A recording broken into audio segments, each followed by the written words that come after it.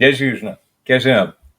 पार्थाय प्रतिबोधितां भगवता नारायणेन स्वयं व्यासेन ग्रथितां पुराणं मुनिना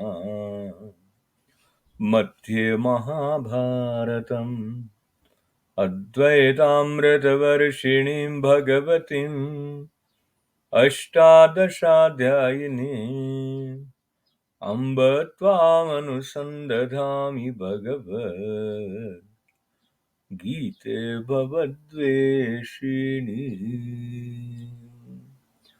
गीता माता की जय जयकार है। और जगत गुरु कृष्णम वंदे जगत गुरु योगेश्वर भगवान की जय जयकार है।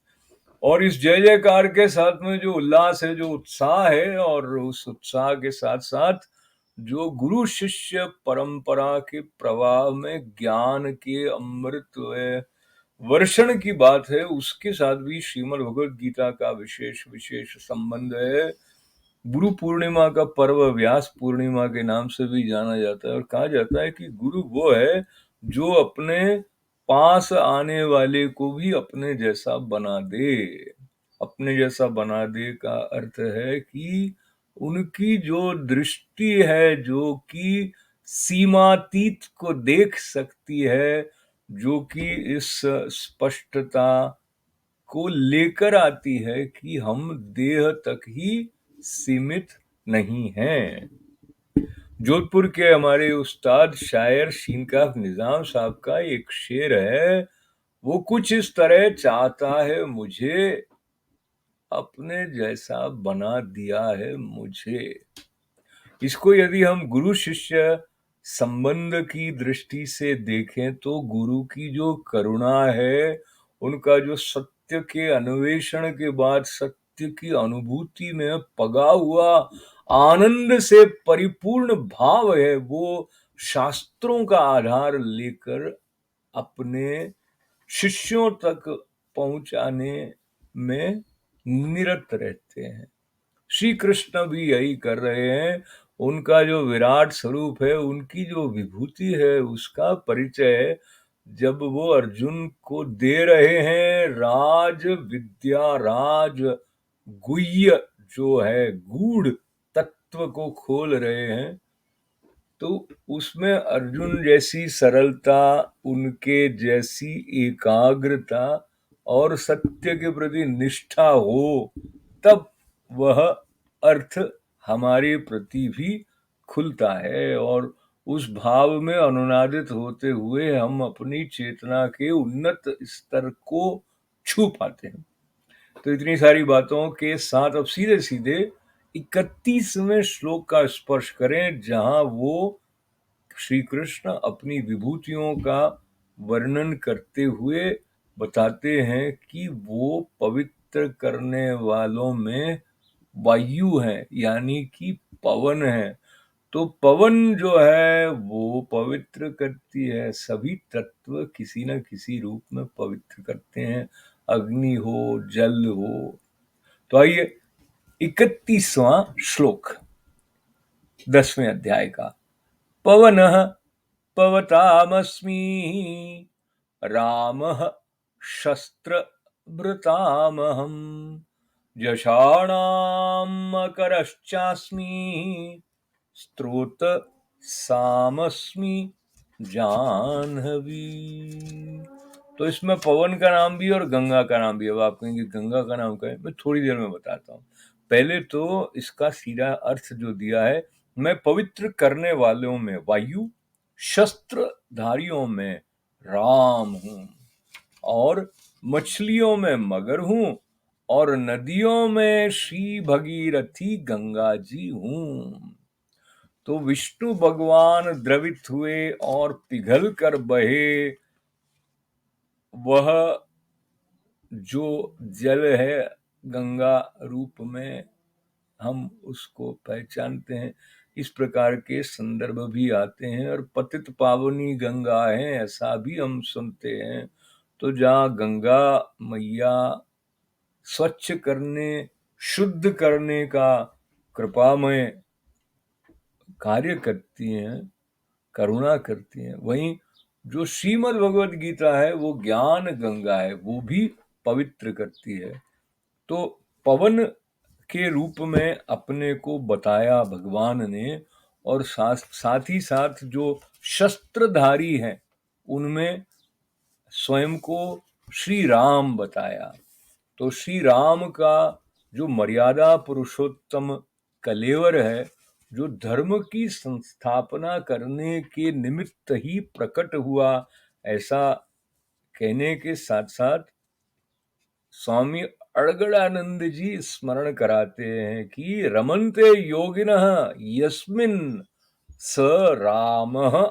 तो योगी किस में रमण करते हैं?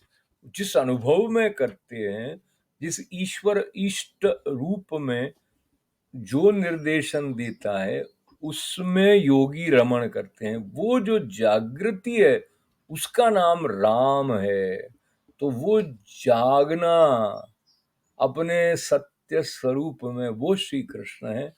इसके साथ साथ मछलियों में मगर और नदियों में जब गंगा जी का है तो भगीरथ के प्रयत्न का भी स्मरण आ जाता है, और किस प्रकार से सगर के पुत्र के बाद पुत्र नित्य निरंतर वह कुल एक तपस्या में लीन रहा, जिसको लेकर भगवान शंकर की जटाओं से होते हुए गंगा मैया उतरी, और जानू नाम के जो ऋषि थे उनके कमंडल में उनको रहने का जो अवसर हुआ, इसलिए वो उनकी पुत्री कही जाती हैं, इसलिए वो जानवी कही जाती हैं। तो ये देखिए इसमें आया है ना, पवनः पवतामस्मि, रामः शस्त्रभृतामहं, जषाणाम मकरश्चास्मि, स्त्रोत्रसाम अस्मि जाह्नवी।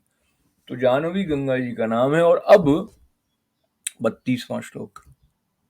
सर्गाणामादिरन्तश्च मध्यं चैवाहमर्जुन, अध्यात्म विद्या विद्यानां वादः प्रवदतामहम्। तो ये जो श्लोक है 32वां, इसका अर्थ इस प्रकार से है, हे अर्जुन, सृष्टियों का आदि और अंत तथा मध्य भी मैं ही हूं। विद्याओं में अध्यात्म विद्या अर्थात ब्रह्म विद्या और परस्पर विवाद करने वालों का तत्व निर्णय के लिए किया जाने वाला वाद हूं। जो अंतिम बात आई है, परस्पर विवाद करने वालों का तत्व निर्णय के लिए किया जाने वाला वाद हूं। तो एक जो वाद विवाद होता है, इसके 3 स्वरूप संस्कृत भाषा से जो हमारे पास आते हैं, उसमें वाद है, जल्प है और वितंडा है। तो वाद में तो सत्य के अनुसंधान करने का भाव है, एक दूसरे को समझने की दृष्टि है। पर जो जल्प है उसमें दूसरे का नहीं सुनने वाली स्थिति है, और वितंडा में कुतर्क करने वाली स्थिति है। पर यहाँ पर सत्य तक मिलकर पहुंचने वाला जो भाव है, वो भगवान ने कहा कि मैं हूं। साथ ही साथ अध्यात्म विद्याओं में जो है, जो ब्रह्म विद्या है, और ब्रह्म विद्या को लेकर ही श्रीमद् भगवद गीता का प्राकट्य हो रहा है एक स्तर पर। तो वो विद्या जो है, विद्याओं में अध्यात्म विद्या, वो कृष्ण भगवान ने कहा कि मैं हूं। पर इसके साथ साथ ये भी कहा कि अर्जुन, ये सृष्टि का जो आदि है, अंत है और मध्य है, सब मैं ही हूं। तो बचा ही नहीं कुछ, सब कृष्ण ही कृष्ण हैं। और जो राग द्वेष काल कर्म स्वभाव और गुणों से प्रेरित होकर जो संसार में प्राणी माया के आधिपत्य में है, इनका माया का आधिपत्य या माया के वश में रहने वाली स्थिति से मुक्त करने वाली जो विद्या अध्यात्म विद्या है, उसका आश्रय लेकर हम पूर्णता की तरफ बढ़ें, ऐसी प्रार्थना। ओम पूर्णमदः पूर्णमिदं पूर्णात् पूर्णमुदच्यते पूर्णस्य पूर्णमादाय पूर्णमेवावशिष्यते। ओम शांति शांति शांति। गुरु शक्ति के चरणों में साष्टांग दंडवत करते हुए प्रार्थना, सबका मंगल और सबका हो कल्याण। साथ देने के लिए आपका बहुत बहुत आभार। जय श्री कृष्ण।